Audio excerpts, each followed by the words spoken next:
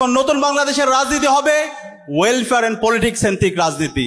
নতুন বাংলাদেশে muscle politics চলবে না, চাঁদাবাজির রাজনীতি চলবে না, টেন্ডারবাজির রাজনীতি চলবে না, নতুন বাংলাদেশে ফাওকাওয়ার রাজনীতি চলবে না। আমরা চেয়েছিলাম বাংলাদেশ পরিবর্তন হবে। আমরা মনে করেছিলাম আগামী নেতৃত্ব এমন নেতৃত্ব তৈরি হবে যেই নেতৃত্বের মাধ্যমে বাংলাদেশ পরিবর্তন হবে। কিন্তু আমরা লক্ষ্য করছি আমরা যে কাঙ্ক্ষিত নেতৃত্ব, কাঙ্ক্ষিত বাংলাদেশের জন্য স্বপ্ন দেখেছিলাম, বরঞ্চ জুলাই বিপ্লবকে ধারণ না করে একটি বৃহৎ গোষ্ঠী তারা জুলাই বিপ্লবের বিপক্ষে অবস্থান নিয়ে জুলাই বিপ্লবকে ধামাচাপা দিয়ে বাংলাদেশকে নতুন ন্যারেটিভে নিয়ে যেতে চায়। আউযু বিল্লাহি মিনাশ শাইতানির রাজিম, বিসমিল্লাহির রহমানির রহিম। বাংলাদেশ ইসলামী ছাত্র শিবির কর্তৃক আয়োজিত ডাকসু, জাকসু, চাকসু, রাকসুস 4 ছাত্র সংসদে নির্বাচিত প্রতিনিধিদেরকে নিয়ে আয়োজিত আজকের সংবর্ধনা অনুষ্ঠানে উপস্থিত আজকের অনুষ্ঠানের সভাপতি, ইসলামী ছাত্র শিবিরের কেন্দ্রীয় সভাপতি ছাত্রনেতা জাহিদুল ইসলাম, উপস্থিত ইসলামী ছাত্র শিবিরের সাবেক কেন্দ্রীয় সভাপতিবৃন্দ, উপস্থিত শহীদ পরিবারের সদস্যবৃন্দ, উপস্থিত 4 ছাত্র সংসদে নির্বাচিত সদস্যবৃন্দ, সাংবাদিক বন্ধুগণ, আসসালামু আলাইকুম ওয়া রাহমাতুল্লাহি ওয়া বারাকাতুহু। আজকের সংবর্ধনা অনুষ্ঠানের শুরুতেই গভীর শ্রদ্ধার সাথে স্মরণ করছি শহীদ আব্দুল মালেক ভাই থেকে শুরু করে আজাদী আন্দোলনের সকল শহীদদের, বিশেষ করে জুলাই বিপ্লবের শহীদ আবু সাইদ, শহীদ ওয়াসিম, শহীদ শান্ত, শহীদ আলী রায়হান সহ সকল শহীদদের। আল্লাহ পাক সুবহানাহু ওয়া তাআলা সকল শহীদদের জান্নাতুল ফেরদৌসের মেহমান হিসেবে কবুল করুক, আল্লাহুম্মা আমিন। সম্মানিত উপস্থিতি, আজকের যে আয়োজন, সে আয়োজনটি একটি ঐতিহাসিক আয়োজন। আজকে যেই 4টি বিশ্ববিদ্যালয়ে ছাত্র সংসদ নির্বাচন হয়েছে, সে নির্বাচন শহীদদের রক্তের উপর হয়েছে। আমাদেরকে ভুলে গেলে চলবে না, দীর্ঘ ফেসিবাদী আমলে বাংলাদেশের শাসন কাঠামো কেমন ছিল। গুম, খুন, আয়নাগর, নির্যাতন, নিপীড়ন, প্রতিটি ক্যাম্পাসে ক্যাম্পাসে ছাত্রলীগের সন্ত্রাসীদের কনসেন্ট্রেশন ক্যাম্পের মাধ্যমে আমাদের এই বাংলাদেশকে ফেসিবাদ কায়েমের মাধ্যমে একটি জাহান্নাম বানিয়েছিল।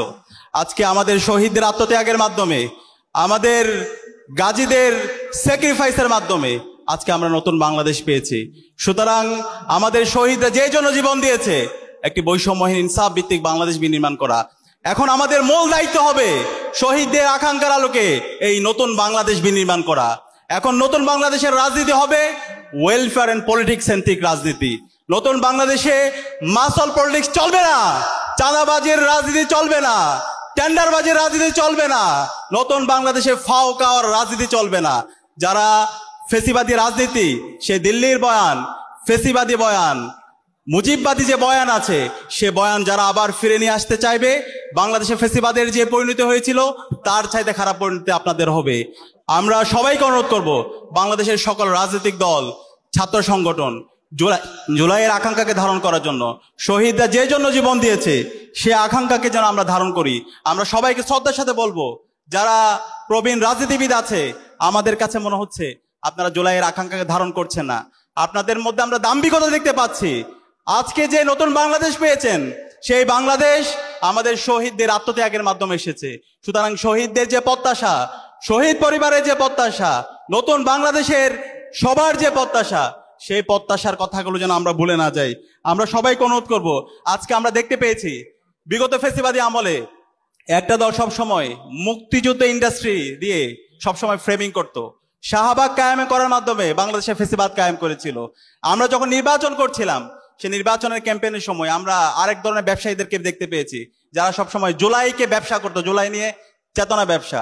আমরা বলতে চাই, এই নতুন বাংলাদেশে মুক্তিযুদ্ধ ইন্ডাস্ট্রির ব্যবসা চলবে না, একই সাথে জুলাইয়ের যারা চেতনা ব্যবসা করতে চাইবে সেই ব্যবসাও চলবে না। জুলাইয়ের আকাঙ্ক্ষাকে ধারণ করে যারা নতুন বাংলাদেশ বিনির্মাণ করতে চাইবে, সেই ব্যবসা, সেই রাজনীতিই চলবে। আমি সবাইকে অনুরোধ করব, জুলাইয়ের আকাঙ্ক্ষাকে ধারণ করুন। অন্তর্বর্তীকালীন সরকার আজকে শহীদদের রক্তের উপর বসেছে, যে জন্য আজকে অন্তর্বর্তীকালীন সরকারকে আমরা আজকে ক্ষমতায় বসিয়েছি, সেই স্পিড থেকে আজকে অনেক দূরে সরে গিয়েছে। আজকে অন্তর্বর্তীকালীন সরকারের প্রধান এবং প্রথম কাজ ছিল জুলাইয়ের শহীদদের আকাঙ্ক্ষাকে ধারণ করে খুনি হাসিনা এবং তার দোসরদের বিচারের আওতায় নিয়ে আসা।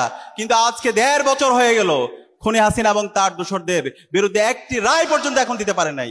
একই সাথে অন্তর্বর্তীকালীন সরকারের দায়িত্ব ছিল আজকে আমাদের যে ফেসিবাদী কাঠামো আছে, সেই ফেসিবাদী কাঠামোকে ভেঙে চুরমার করে দেওয়া এবং নতুন রাজনৈতিক সংস্কৃতি বিনির্মাণ করা। কিন্তু আজকে অন্তর্বর্তীকালীন সরকারের পক্ষ থেকে, ঐকমত্য কমিশনের পক্ষ থেকে যেই আমাদের সংস্কার প্রস্তাবনা দিয়েছে, সেই সংস্কার প্রস্তাবনা বাংলাদেশের মেজর পলিটিক্যাল পার্টিসগুলো তারা বিরোধিতা করছে।